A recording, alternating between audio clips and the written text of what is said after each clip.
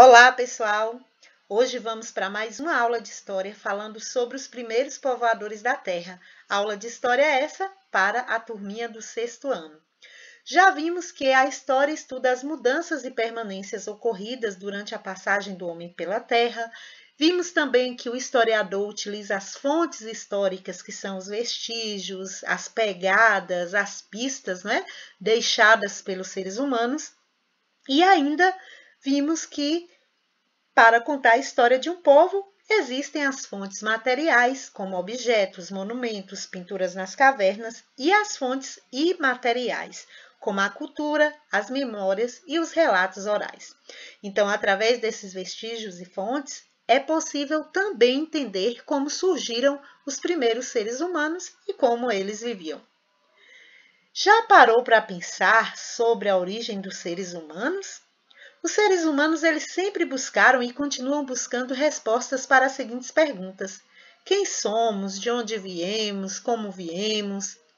Então, para isso, existem duas explicações muito conhecidas sobre esse assunto: o criacionismo, que é de base religiosa, e o evolucionismo, que é de base científica. Quando a gente fala do criacionismo, o criacionismo diz que a vida e toda a matéria existente são resultados da ação direta de um Criador, como pensa o judaísmo, o islamismo e o próprio cristianismo.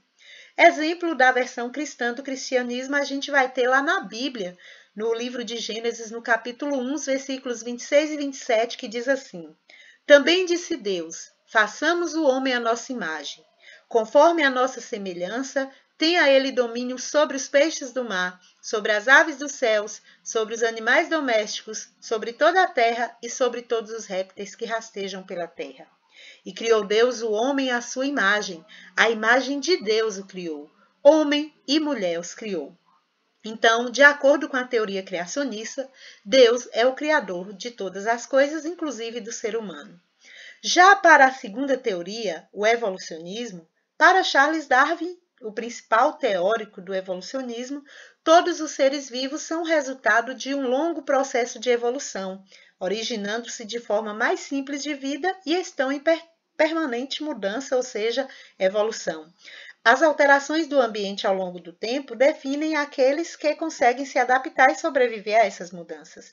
E ao se reproduzirem, transmitiam essas características aos seus descendentes. Mas os indivíduos que não conseguiam se adaptar às mudanças, que favoreciam essa sobrevivência nos ambientes, morriam antes de se reproduzir. Então, esse é o processo de seleção que recebe o nome de seleção natural. Então, essa é a base da teoria evolucionista. Então, entendendo a seleção natural, diz assim: tomemos dois exemplos, o urso polar e a preguiça gigante. O urso polar ele possui pele espessa, que lhe permite aí suportar as baixas temperaturas no Ártico, e a pelagem de cor branca, que confunde com a cor da neve. Então, assim vai dificultar que eles sejam notados no ambiente, permitindo atacar as outras presas com mais facilidade. Já a preguiça gigante não apresentava características para enfrentar as mudanças ambientais, então não atingindo assim a fase de reprodução, e aí eles foram desaparecendo. Essa é a teoria que entende, a seleção natural. Então, o mais forte sempre vai sobreviver. Em relação aos primeiros hominídeos, para o evolucionismo, os primeiros seres humanos eles são descendentes dos primatas, isto é, mamíferos com capacidade de agarrar objetos e de perceber visualmente a distância em que eles se encontram. Os mais antigos fósseis de hominídeos são os de Australopithecus, que viveram na África, no sul do deserto do Saara, há cerca de 5,5 milhões de anos, Eles andavam eretos sobre os dois pés. Com o tempo, devido à seleção natural, algumas espécies sobreviveram e outras se extinguiram. Então, cerca de 2 milhões de anos atrás, surgiu outro grupo mais semelhante aos seres humanos atuais. Esse grupo, chamado de Homo, pertencente à espécie humana. Quando eu falei para vocês aqui sobre os mais antigos fósseis de hominídeos, vocês devem se perguntar, mas então o que são fósseis? Fósseis são vestígios ou restos petrificados de seres vivos, tanto animais quanto vegetais, que viveram há muito tempo. Há muitos anos, e isso podem fornecer importantes informações sobre ele e sobre o seu grupo. O Homo sapiens sapiens, né, para os cientistas, o fato de o Homo sapiens ter um cérebro maior do que o das outras espécies, além de ser também mais inteligente, ele pôde sobreviver. Ele desenvolveu a fala, além de outras habilidades como costurar, tocar, esculpir, desenhar. Mas não há indícios de que uma espécie tenha gerado outra. A evolução do ser humano não ocorreu de forma linear, e cada espécie de hominídeo tem sua história. O Homo sapiens sapiens ele surgiu há 100 mil, aproximadamente aí há 100 mil anos atrás, e chegou a conviver com a espécie do homem de Neandertal, que desapareceu há cerca de 40 mil anos. Então agora vamos exercitar um pouquinho o que nós aprendemos na lição de hoje.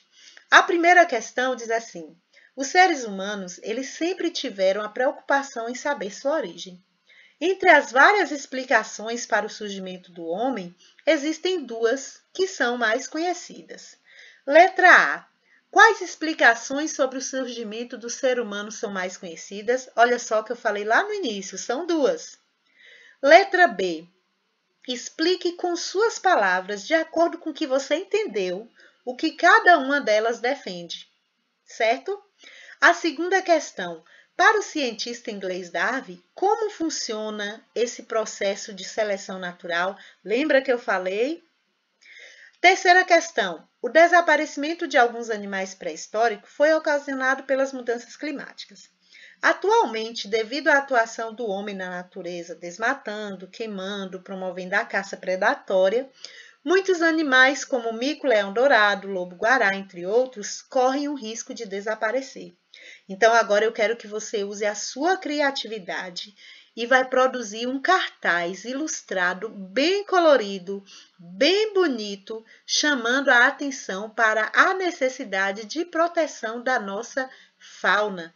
Quando a gente fala de fauna, a gente está falando de animais, nossos animais que estão nas florestas, tá? A quarta questão diz assim: como surgiram os primeiros hominídeos? E aí, responde para mim. A quinta questão, vocês vão observar a imagem de um fóssil de dinossauro e vão responder: o que são fósseis? Sexta questão, observe as imagens que representam algumas espécies dos primeiros seres humanos. Beleza? Estão aí os Australopithecus, o Homo e o Homo sapiens sapiens.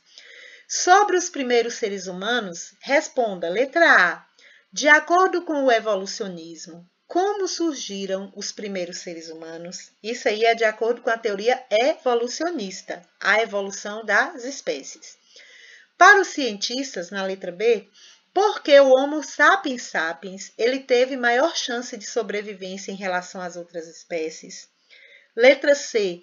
Por que podemos afirmar que a evolução do ser humano não se deu de forma linear? E aí, tudo bem? Espero que vocês tenham gostado da aula, espero ter ajudado. Até a próxima!